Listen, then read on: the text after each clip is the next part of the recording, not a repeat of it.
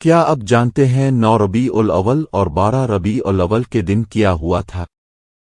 جب پوری دنیا کے اوہے ریزی اور اندھکار میں ڈوب چکی تھی تبھی عرب کی سرزمین پر بی بی آمنہ کے پیٹ سے ایک ننھا سا شہزادہ جنم لیتا ہے۔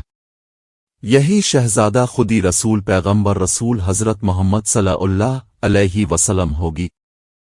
حضرت محمد صلی اللہ علیہ وسلم کا ظہور 9 ربیع الاول 53 قاف ہجری 22 اپریل 571 عیسوی مکہ مکرمہ میں ہوتا ہے اور وفات 12 ربیع الاول 11 ہجری 8 جون 632 عیسوی مدینہ منورہ میں ہوتا ہے۔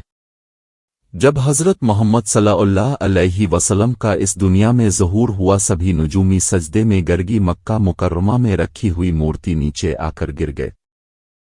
پوری دنیا میں نور ہی نور اور روشنی پھیل چکی تھی، بکریاں دودھ دے رہی تھی، چاروں طرف خوشحالی اور بارش ہو رہی تھی۔